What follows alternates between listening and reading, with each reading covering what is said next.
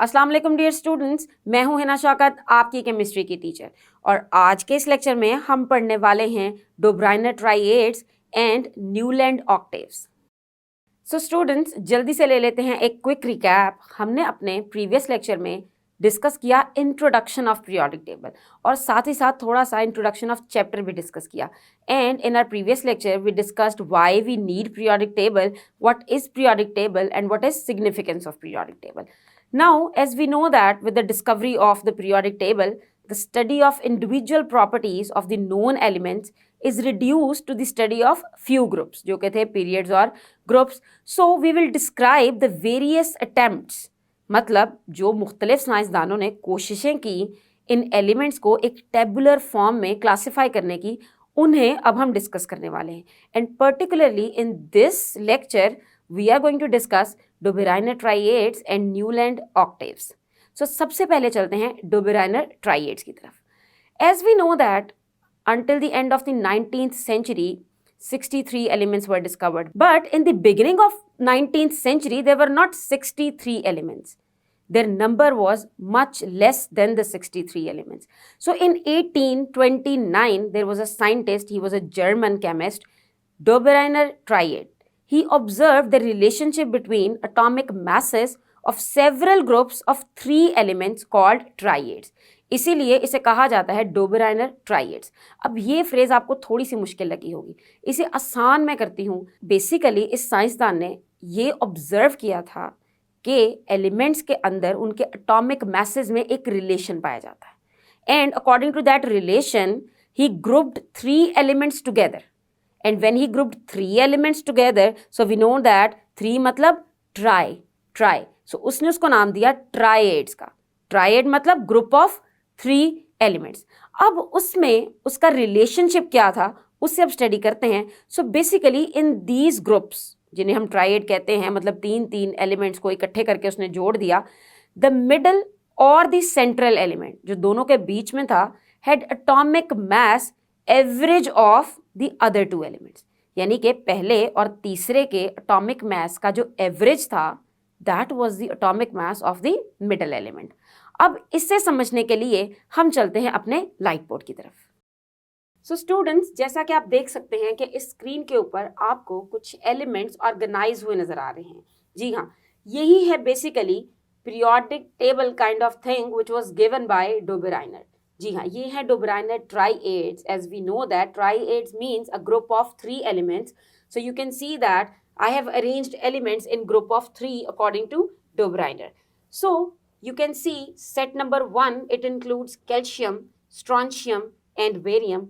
Set number 2, it includes elements lithium, sodium and potassium. And set number 3 includes chlorine, bromine and iodine. अब जैसा कि हमने अभी पढ़ा है कि डोबेराइनर ने अरेंज किए थे elements according to their atomic masses, मतलब उनके एटॉमिक मैसेज में कोई रिलेशनशिप था जिसकी बेस पे उसने एलिमेंट्स को ग्रुप ऑफ 3 में डिवाइड किया. अब उस रिलेशनशिप को समझ लेते हैं.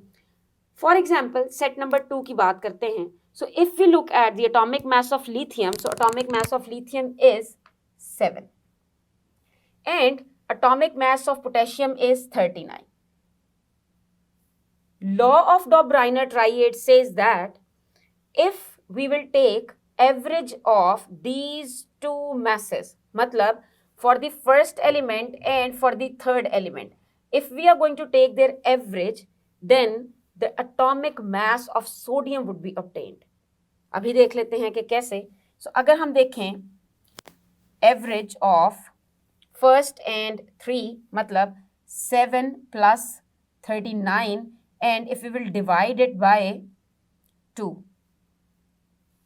so we will get our answer, which is 46 divided by 2, and answer is 23. So it means that if we have calculated the average of first and third element 7 and 39, so answer is 23. So it means that this is the atomic mass, this 23 is the atomic mass for sodium. So हम कह सकते हैं कि this is the atomic mass of sodium. So ये था relationship between these 3 elements. सिर्फ यही relationship नहीं है. There is one more relation. which is of the properties. As you can see, lithium, sodium and potassium, so ये सब की सब metals हैं, और metals भी वो which have tendency to lose their one electron. So ये भी एक chemical properties में similarity पाई गई. इसी तरह आप देख लेते हैं अपने सेट नंबर 1 की तरफ. अगर हम अपने सेट नंबर 1 की बात करें, सो mass of calcium is 40 and mass of barium is 137. And if we will take average of it, यानी कि अगर हमें स्ट्रॉन्शियम का mass नहीं पता और हमें पता लगाना है तो हम लेंगे इसकी average. So average of first and third element, जी हाँ, फर्स्ट और थर्ड की एवरेज फाइंड करेंगे. It would be 40 plus 137 divided by 2. और लंबी कैलकुलेशंस में नहीं पढ़ते, सिंपली इसका आंसर हमारे पास आएगा 87.5, which is almost equal to 88. So हम कह सकते हैं कि स्ट्रॉन्शियम का mass है हमारे पास 88. You have to learn at least one example for your exam as well. अगर आपको एग्जाम में डोब्राइनर ट्राइएड्स आते हैं और उनकी एक्सप्लेनेशन, तो आपको उसकी डेफिनेशन लिखने के साथ साथ एक एग्जाम्पल विद एटॉमिक मैसेस भी याद करनी और लिखनी पड़ेगी. आप अपनी मर्जी की कोई सी भी मिसाल इसमें से याद कर सकते हैं.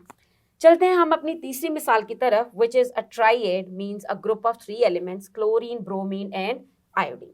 सो क्लोरीन का एटॉमिक मैस है 35.5 और आयोडीन ये थोड़ा हैवी एलिमेंट है तो इसका एटॉमिक मैस है 127. इसका मतलब ब्रोमीन का atomic mass, it must be the average of these two atomic masses. If these 3 elements are following this rule of triads, मतलब so they should follow the same pattern. So देख लेते हैं कि what is the average of first and third element. Means 35.5 plus 127 divided by 2. And we will get our answer almost 81.2. And 81.2 is quite close to 80. Mass of bromine is 80. You can see in set number 1 and set number 3 that the mass that we have calculated is not exact, but it is close to it. So we will not use the word exact in our statement. We can say that the average atomic mass of first and third element will give us approximately the mass of the middle element.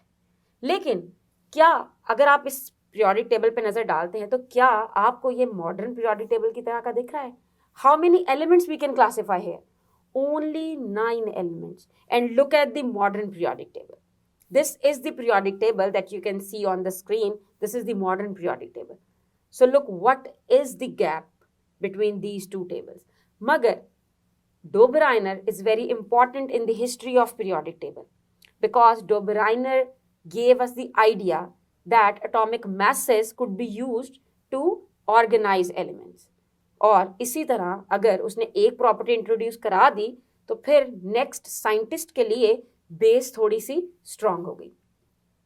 सो मुझे उम्मीद है कि अब आप डोबेरेनर ट्राइएड्स में से आने वाला हर क्वेश्चन आसानी से सॉल्व कर सकते हैं.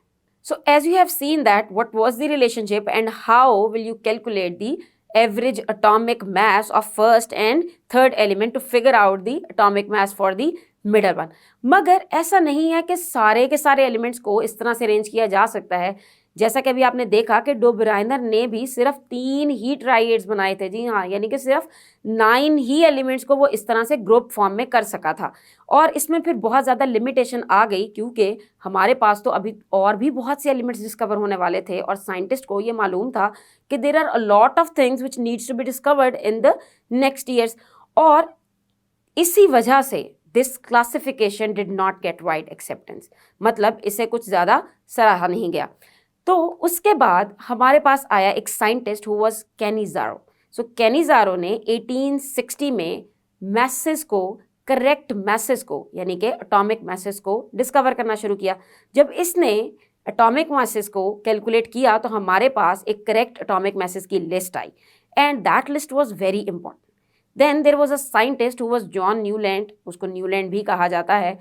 उसने उन मैसेस को यूज करते हुए एलिमेंट्स को दोबारा से अरेंज किया और उसकी अरेंजमेंट डोबेराइनर ट्राइएड से बिल्कुल ही मुख्तलिफ थी। Basically Newlands was a musician as you know what musicians are, so उनका म्यूजिकल इंस्ट्रूमेंट्स में बहुत ज़्यादा रोल होता है। तो बेसिकली न्यूलैंड ने जो लॉ दिया था उसको भी लॉ ऑफ ऑक्टेव्स कहते हैं, and that word octaves it is inspired from music. तो अब वो म्यूजिक से कैसे इंस्पायर हुआ? जैसे कि पियानो कीज में भी जो पहली पियानो की होती है वो आफ्टर दी 7 पियानो कीज, मतलब जो 8th की होगी वो सेम ही सुर देगी। तो इसी तरह उसने उस पीरियोडिसिटी को फॉलो करते हुए ये देखा कि जब हम एलिमेंट्स को क्लासिफाई करते हैं तो उसमें भी जो 8th एलिमेंट है उसकी प्रॉपर्टीज पहले एलिमेंट से मिलती होंगी। जी हाँ, मतलब अगर 8 एलिमेंट्स इन अ रो लिखे जाएं तो जो 8th एलिमेंट होगा उसकी प्रॉपर्टीज पहले से मिलती होंगी। इसे समझने के लिए हम इस मिसाल को लेते हैं, जैसे कि न्यूलैंड ने ऑर्गेनाइज किया एलिमेंट्स को। अगर इस रो के अंदर as you can see that hydrogen, lithium, beryllium, boron, carbon, nitrogen and oxygen, और बिल्कुल इसी के एग्जैक्ट नीचे अगर आप दूसरी रो में देखें so we have fluorine, sodium, magnesium, aluminium, silicon, phosphorus and sulphur.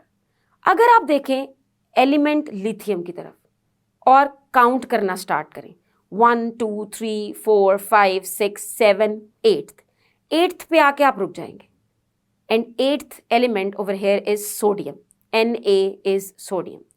तो आप देखेंगे कि जो सोडियम की प्रॉपर्टीज हैं वो इससे ऊपर वाले एलिमेंट से मिलती होंगी। जी हाँ, यही था लॉ ऑफ ऑक्टेव्स। लेकिन आखिर इसने इन सारे सिंबल्स को अरेंज कैसे किया? उसको कैसे पता कि मैंने पहले लिथियम लिखना है या पहले बेरिलियम लिखना है और सोडियम सेकेंड लाइन में आएगा? सो बेसिकली उसने कैनिज़ारो ने जब एटॉमिक मैसेस को डिस्कवर किया था तो एलिमेंट्स को एटॉमिक मैसेस की बेस पे ऑर्गेनाइज किया। जी हाँ, he arranged elements according to their increasing order of atomic masses. तो जब increase order of atomic mass है तो मतलब जो सबसे पहला एलिमेंट है वो सबसे हल्का होने वाला है। So hydrogen as you can see is at the first place, तो वो है सबसे लाइट, और उसके बाद एटॉमिक मैसेस इंक्रीज करते जाएंगे। And so when he arranged elements according to their increase in atomic masses, so he observed that every 8th element was showing properties exactly similar to the previous element. Previous मतलब first element. अगर मैं 8th element की बात करूंगी तो उसकी properties first से मिलती होंगी। So he noted this repetition in chemical properties. Please keep this thing in your mind that repetition was in chemical properties. Now this was the law of octaves. इस law को बहुत सराहा गया और ये जो 8-8 वाली पीरियोडिसिटी है प्रॉपर्टीज की, ये अभी तक इसको फॉलो किया जाता है। लेकिन इसके पीरियोडिक टेबल में कुछ ड्रॉबैक्स भी थे। जी हाँ, कुछ ड्रॉबैक्स, कुछ लिमिटेशंस भी थी, जिसकी वजह से आजकल जो हम ये मॉडर्न पीरियोडिक टेबल पढ़ते हैं इसमें और न्यूलैंड के जो लॉ ऑफ ऑक्टेव्स के अकॉर्डिंग पीरियोडिक टेबल बना था इसमें बहुत फर्क है। सो अब देखते हैं कि आखिर इसके क्या ड्रॉबैक्स थे जो ये पीरियोडिक टेबल उतना सक्सेसफुल नहीं हो सका। So basically his work couldn't match the recognition of the undiscovered elements. मतलब उसने जो मौजूदा एलिमेंट्स थे उनको तो टेबल फॉर्म में कर दिया, मगर देयर वर सच एलिमेंट्स जो अभी डिस्कवर नहीं हुए थे, जो कि डिस्कवर होने वाले थे, उसकी कोई भी प्लेस नहीं दी गई। इसका मतलब कि साइंटिस्ट को ये फिक्र थी कि अगर कल को कोई नया एलिमेंट डिस्कवर होगा तो उसको इस रूल के अकॉर्डिंग वो कहाँ पे फिक्स करेंगे। एक और बहुत बड़ा ड्रॉबैक था, वो था नोबल गैसेस का। Noble gases are very important gases, you know their outermost shell is complete, they are different types of elements. So noble gases were not known at that time, तो उनकी भी जगह नहीं थी। और जो तीसरा और सबसे इंपॉर्टेंट है वो ये है कि Newland had to put 2 elements in one place. मतलब कोई से 2 एलिमेंट्स की प्रॉपर्टीज मिलती थी, फिर उससे उन्हें एक ही जगह देनी पड़ी। जैसे कि कोबाल्ट और निकल की मिसाल ले लें, सो कोबाल्ट और निकल को क्लोरीन के नीचे रखना पड़ा, और ऑल द टाइम प्रॉपर्टीज में पीरियोडिसिटी ऑब्जर्व नहीं की गई। सो बेसिकली हम कह सकते हैं कि this Newland law of octaves ये वर्क तो किया, but it worked for only lighter elements till calcium. Calcium के बाद जिनके एटॉमिक मैसेज ज़्यादा थे उनमें ये पीरियोडिसिटी नहीं पाएगी, मतलब उनको हम इस टेबल में क्लासिफाई नहीं कर सकते थे। जब न्यूलैंड ने अपना लॉ दिया सो उस वक्त almost 56 elements were discovered, only 56, and now we have 118। तो अगर उसके अकॉर्डिंग की क्लासिफिकेशन चलती तो ये शायद थोड़ा मुश्किल हो जाता, लेकिन न्यूलैंड के इस लॉ ने बेस प्रोवाइड की मेंडलीफ को अपना काम करने के लिए। अब मेंडलीफ कौन था और उसने अपना काम कैसे किया, इसको हम पढ़ेंगे अपने आने वाले लेक्चर में। सो स्टूडेंट्स, आज के इस लेक्चर में हमने डिस्कस की हैं कुछ attempts from the scientist to classify elements in the form of a tabular table, यानी कि पीरियोडिक टेबल, और मोर स्पेसिफिकली हमने डिस्कस किया है न्यूलैंड ऑक्टेव्स को और डोबेराइनर ट्राइएड्स को। हम अपने आने वाले लेक्चर्स में डिस्कस करेंगे Mendeleev's periodic table and periodic law. तब तक के लिए अल्लाह हाफिज।